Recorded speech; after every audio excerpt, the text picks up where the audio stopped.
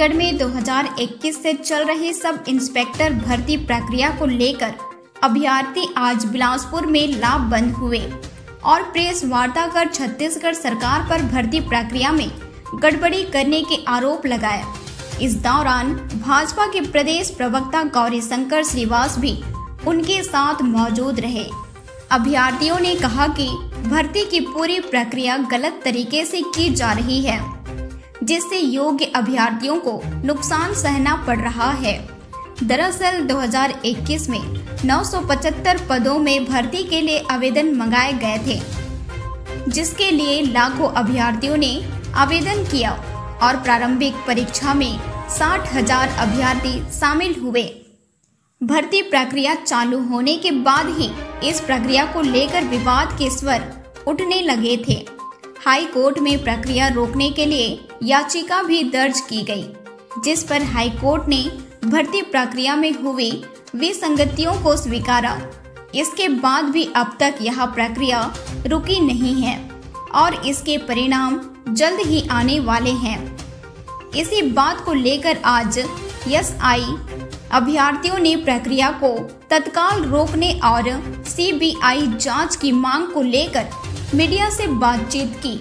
2022 police sub inspector भर्ती परिणाम जिस प्रकार से विसंगतिपूर्ण यहाँ पर प्रतीत हो रहा है, माननीय न्यायालय ने भी इसको लेकर कड़ी टिप्पणी की है। अफसोस इस विषय पे अभी तक राज्य सरकार ने भर्ती प्रक्रिया को जारी रखा है।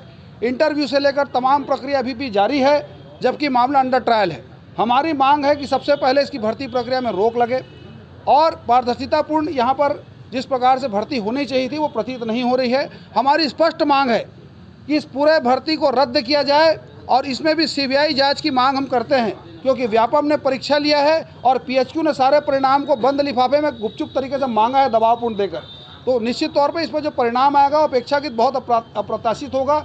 योग्य जो अभ्यर्थी है उनके भविष्य के साथ में खिलवाड़ है, उनके प्रतिभा की निर्ममता से हत्या हो रही है। इस प्रदेश में हर विभाग में कमोबेश यही स्थिति है। इसलिए इस मामले में भी सीबीआई जांच हो और माननीय न्यायालय से, छत्तीसगढ़ उच्च न्यायालय से हमारी मांग है कि भर्ती प्रक्रिया को तत्काल रोका जाए।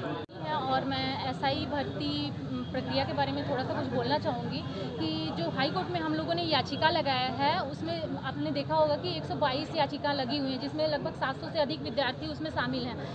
उसमें प्लाटून कमांडर का कुछ पोस्ट है जिसमें लड़के अभ्यर्थियों के लिए किया गया था, उसको पहले फॉर्म भरा गया था, लेकिन बीच में क्या हुआ, ऐसा हुआ कि हाई कोर्ट में याचिका लगने के बाद उसमें क्या हुआ, अचानक से महिला अभ्यर्थी कुछ आ गई। मतलब जब फॉर्म भरने का ऑप्शन ही नहीं था लड़कियों के लिए, तो उसमें बाद में जब केस चला उसके बाद अचानक से उसमें महिला अभ्यर्थी आ गई। मतलब सिंपल सी बात है कि आपने सिस्टम में कुछ अलग से उसमें बैक डेट में जाके आपने फॉर्म भरा होगा, उसके बाद आपने उसको कोर्ट में पेश किया होगा।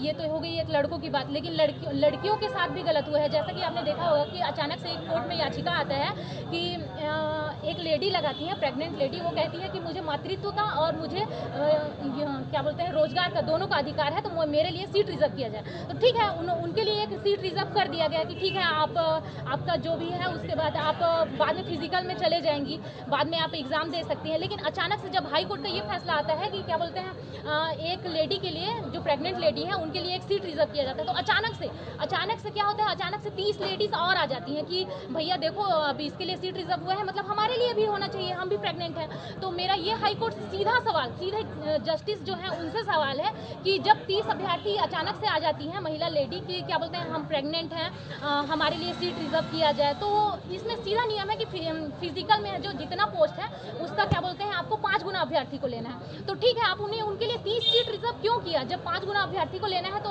5 6 30 होता है, उनके लिए 30 अभ्यर्थी हैं, वो जो लेडीज हैं उनके लिए आपको 6 सीट रिजर्व करना चाहिए, मतलब 24 सीट। जो भर्ती है व्यापम ने परीक्षा लिया था, पीएचक्यू ने इसको जारी किया और ये भ्रष्टाचार की ओर साफ साफ संकेत है। जैसे कि भैया ने कहा कि इसका सीबीआई जांच होना चाहिए, हम सब छात्रों की यही मांग है कि इसकी सीबीआई जांच होगा तो दूध का दूध और पानी का पानी हो जाएगा। नहीं होता तो क्या कार्रवाई करेंगे? बिलासपुर से अमित पाटले की रिपोर्ट।